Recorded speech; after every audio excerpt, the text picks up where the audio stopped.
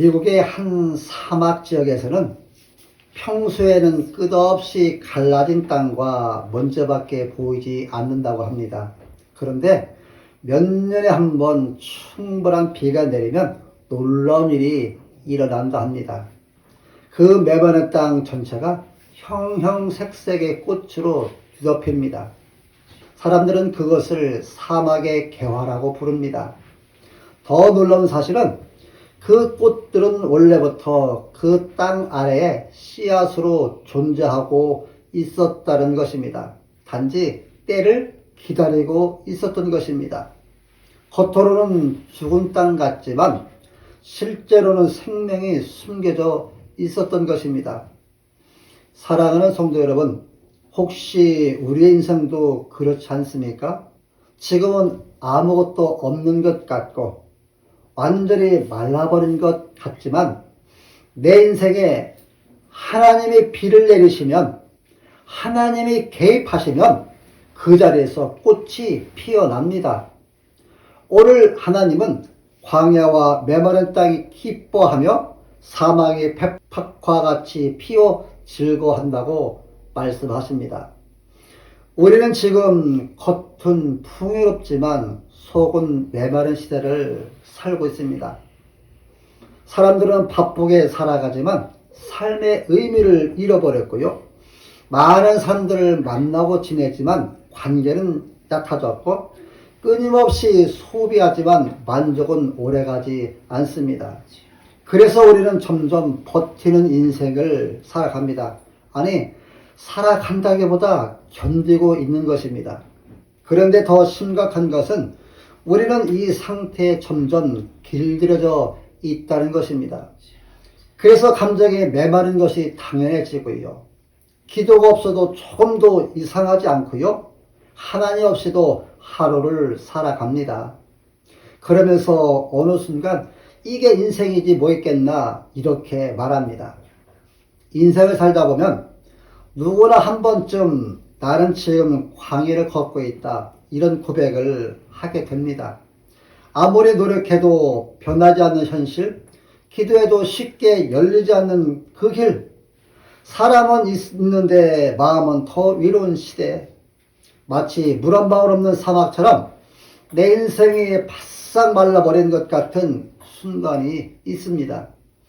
겉으로는 웃고 있지만 속에서는 아무것도 자라지 않는 상태, 이것이 바로 우리 시대의 영적 광야입니다. 겉으로는 멀쩡하지만 속에서는 아무것도 자라지 않고 있는 상태. 그러다 보니 기쁨이 없습니다. 감격이 없습니다. 하나님에 대한 갈망이 점점 사라집니다. 왜 이런 일이 일어나는 것일까요? 이에 대해 성경은 하나님과의 관계가 끊어질 때, 소망의 근원이 끊어질 때 인간의 영혼은 반드시 메마르게 드는 영적 사막을 경험한다고 분명하게 말하고 있습니다. 왜냐하면 우리는 원래 하나님으로 채워지도록 창조된 존재이기 때문입니다. 그런데 문제는 우리는 성공으로, 인정으로, 돈으로, 사람으로 그 자리를 채우려 한다는 것입니다. 하지만 아무리 채워도 결코 채워지지 않습니다. 왜 그러냐면 그 자리는 오직 하나님만이 채울 수 있는 자리이기 때문입니다. 하나님으로 채워지지 않은 인생은 결국 겉은 살아있지만 속은 말라버린 쭉정이, 움직이고 있지만 자라지 않는 삶, 존재하고 있지만 살아있지 않은 영혼의 상태가 되는 것입니다. 과연 이 메마른 인생에 다시 꽃이 필 수 있는가? 정말 하나님은 이 광야 같은 삶도 바꾸실 수 있는가? 라는 이 질문 앞에 우리는 반드시 서야 합니다. 오늘 하나님은 이사야 35장 1절 말씀을 통해 우리에게 광야와 메마른 땅이 기뻐하며 사막의 백합화 같이 피어 즐거워하려는 놀라운 선언을 하십니다. 여러분, 이 말씀은 단순히 좋은 말로 들으면 안 됩니다. 이것은 하나님의 선언이며 현실을 바꾸는 창조적인 말씀입니다. 광야는 왜 광야입니까? 물이 없기 때문에 광야이고요. 생명이 없기 때문에 광야인 것입니다.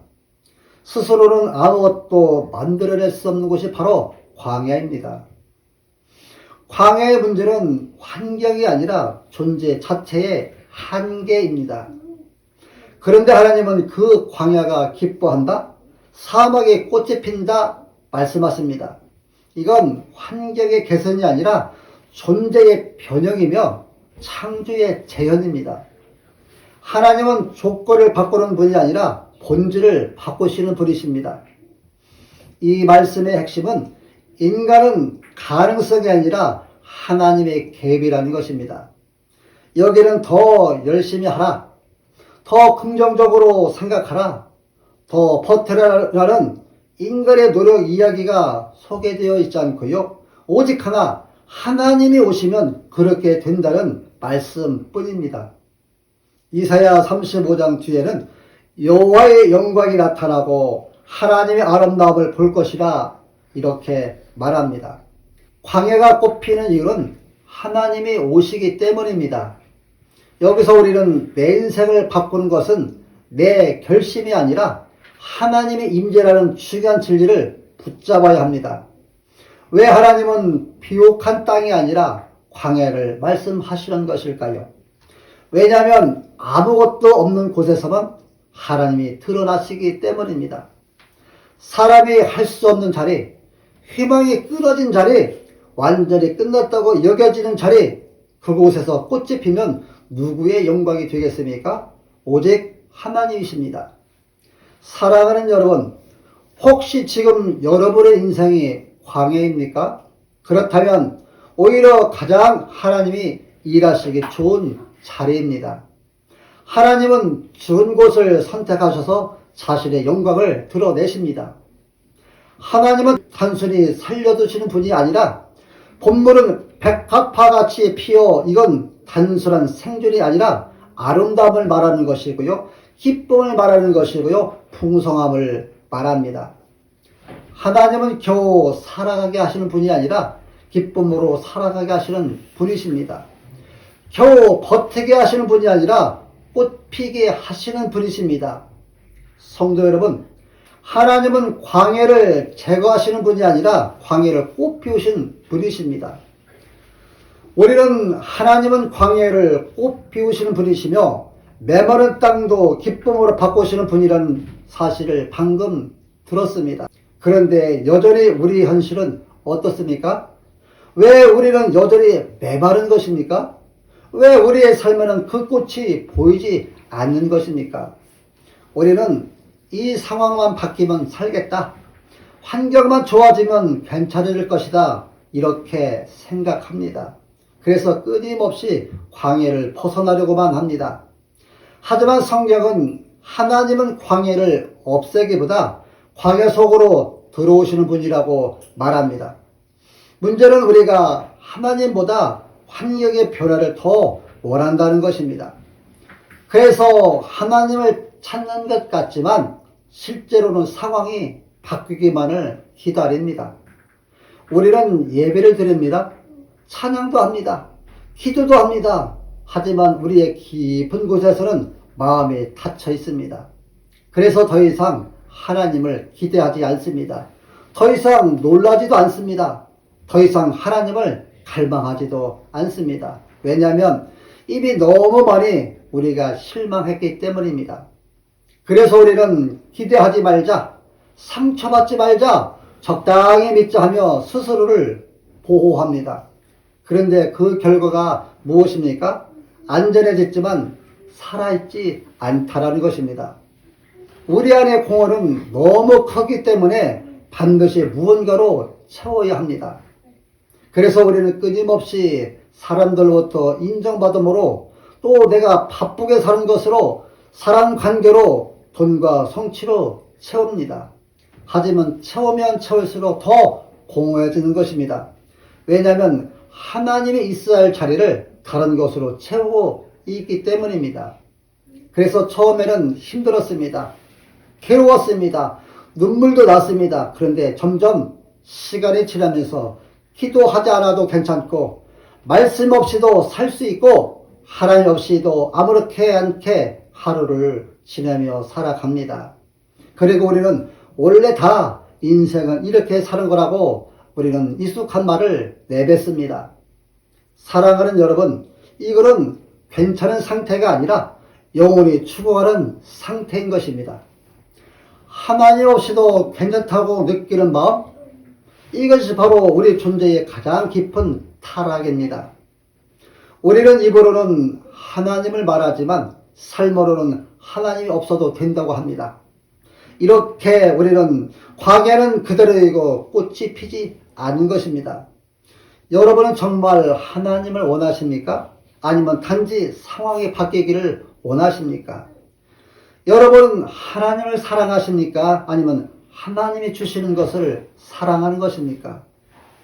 사랑하는 여러분들이요, 만일 상황이 바뀌기를 원하시거나 하나님이 주시는 것만 사랑하신다면 이 상태로는 절대로 여러분에게 꽃이 피지 않습니다. 그래서 우리는 여기서 완전히 막다른 길에 서야 하고요. 그렇다면 누가 이 메마름을 깨트릴 수 있는가? 누가 이 죽은 땅에 생명을 줄 수 있는가? 이 질문 앞에 서야 합니다. 우리는 스스로 이 메마름을 해결할 수 없고 우리의 힘으로는 이 광야를 바꿀 수 없다고 지금 우리는 인정했습니다. 그렇다면 누가 이 일을 할 수 있겠습니까? 성경은 예수 그리스도의 십자가라고 단 하나의 단만 말하고 있습니다. 예수님은 이 땅에 오셔서 편안한 길을 선택하지 않으셨습니다. 사람들에게 거절당하셨고 가장 가까운 제자에게 배신당하셨고 완전히 홀로 남겨지셨습니다. 그리고 결국 십자가 위에서 나의 하나님 어찌하여 나를 버리셨냐고 이렇게 외치셨습니다. 여러분, 이 장면은 단순한 고통이 아니라 완전한 영적 광야인 것입니다. 하나님의 임재가 느껴지지 않는 자리, 완전히 끊어진 것 같은 자리, 아무 소망도 없는 자리였습니다. 왜 예수님은 그 자리로 가셨던 것일까요? 우리가 들어가야 할 그 메마른 자리, 그 버려진 자리, 그 절망의 자리에 예수님이 대신 들어가셨습니다. 그래서 십자가는 우리가 받아야 할 메마름을 예수님이 대신 담당하신 사건입니다. 모든 것이 끝난 것 같던 그 순간 숨이 끊어지고 하늘이 어두워지고 땅이 흔들리던 그 순간 하나님이 일하셨습니다. 죽음의 자리에서 생명의 시작이 되었고요. 절망의 자리에서 구원이 터졌습니다. 완전히 말라버린 자리에서 영원한 생명의 꽃이 피었습니다. 사랑하는 여러분, 꽃은 광야 바깥에서 피지 않습니다. 바로 그 광야 한가운데서 피었습니다. 우리는 좀 내가 나아지면, 상황이 좀 좋아지면 그때 하나님이 일하시겠지 이렇게 생각하지만 아닙니다. 하나님은 가장 메마른 자리에서 일하시고요. 가장 끝난 자리에서 시작하십니다. 왜냐하면 십자가가 바로 그 자리이기 때문입니다. 사랑하는 여러분, 여러분의 인생이 지금 광야입니까? 아무것도 없는 것 같습니까? 기도해도 응답이 없는 것 같습니까? 그렇다면 하나님은 지금도 그 자리에서 일하고 계십니다. 십자가는 하나님이 아무것도 없는 자리에서 일하신다는 영원한 증거입니다. 여러분이 완전히 말라버렸다고 느끼는 그 자리, 바로 그 자리가 하나님이 꽃을 피우시는 자리입니다. 여러분이 끝났다고 생각하는 그 순간 하나님은 이제 시작이다 이렇게 말씀하십니다. 왜냐하면 예수님이 이미 여러분의 광야에서 꽃을 피워내셨기 때문입니다. 그래서 여러분의 인생에도 반드시 꽃이 핍니다. 이제 우리는 이 말씀을 좋은 이야기로 듣고 지나갈 것인가, 아니면 내 인생의 현실로 받아들일 것인가 선택해야 합니다. 지금까지 우리는 괜찮은 척 버티고 숨겨왔습니다. 하지만 오늘 하나님 앞에서 우리는 정직해야 합니다. 하나님, 저는 지금 광야입니다. 제 마음은 바싹 말라 있습니다. 이 고백이 바로 시작입니다. 이제는 환경이 아니라 사람이 아니라 또 방법이 아니라 하나님이 오셔야 합니다. 지금 이 자리에서 하나님 신세계 다시 오십시오. 이 메마른 자리로 들어오십시오. 이렇게 우리는 기도해야 합니다. 아직 아무것도 보이지 않아도 여전히 현실이 그대로여도 하나님의 약속을 붙잡겠다는 그 결단을 할 때 여기서 반드시 꽃이 핍니다. 사랑하는 성도 여러분, 이제 말씀을 듣고 그냥 지나가지 마십시오. 정말 이 말씀을 붙잡고 싶은 분들은 마음만이 아니라 이제는 몸으로 반응하시기 바랍니다. 하나님은 이미 시작하셨습니다. 보이지 않아도 시작하셨습니다. 느껴지지 않아도 일하고 계십니다. 여러분의 인생은 끝나지 않았습니다. 지금이 시작입니다. 아멘이십니까? 한 어머니의 이야기입니다. 그녀의 인생은 정말 광야 같았습니다. 남편은 사업 실패 후 집을 떠났고 혼자 어린 아이를 키워야 했습니다. 경제적으로도 힘들었지만 더 힘든 것은 그 어머니의 마음이었습니다. 기도해도 아무 응답이 없는 것 같았고 하나님 멀리 계신 것처럼 느껴졌습니다. 어느 날 밤 아이를 재워놓고 혼자 앉아있다가 그녀는 더 이상 참지 못하고 펑펑 울기 시작했습니다. 그리고 그는 이렇게 기도했습니다. 하나님, 저는 이제 아무것도 없습니다. 저는 다 말라버렸습니다. 그때 그녀의 눈에 창가에 놓인 작은 화분 하나가 들어왔습니다. 한동안 물을 주지 못해서 완전히 바싹 말라버린 식물이었습니다. 잎은 다 떨어졌고 줄기는 바싹 말라 있었고 누가 봐도 추운 것이 분명했습니다. 그녀는 그 화분을 보면서 이렇게 혼잣말로 중얼거렸습니다. 이게 내 인생이구나. 그런데 그 순간 그의 마음 깊은 곳에서 이런 생각이 들었습니다. 그래도 물을 한번 주어보자. 그녀는 마지막에는 마음으로 그 화분에 물을 주었습니다. 그리고 다시 일상으로 돌아갔습니다. 며칠이 지나고 어느 날 무심코 화분을 보는데 말라버린 줄기 사이에서 아주 작은 초록색 싹이 올라오고 있었습니다. 그녀는 그 자리에서 주저앉아 펑펑 울기 시작했습니다. 하나님, 이게 가능한 일입니까? 그 순간 그녀의 마음에 이런 확신이 밀려왔습니다. 너도 다시 살아난다. 너 인생에도 꽃이 핀다. 사랑하는 성도 여러분, 완전히 말라버린 것처럼 보이는 그 자리에서도 생명은 끝난 것이 아닙니다. 하나님이 물을 부으시면 다시 살아납니다. 하나님이 만지시면 다시 꽃이 핍니다. 여러분이 끝났다고 생각한 바로 그 자리에서 하나님은 지금도 꽃을 피우고 계십니다.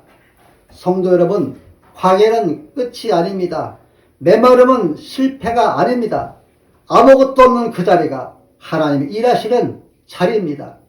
여러분이 포기했던 그 자리, 여러분이 눈물 흘렸던 그 자리, 여러분이 끝났다고 말했던 그 자리가 하나님은 지금도 일하고 계십니다. 보이지 않아도 느껴지지 않아도 하나님은 멈추지 않으십니다. 그러므로 오늘 여기서 반드시 꽃이 핀다는 이 한 가지만 꼭 붙드시기 바랍니다.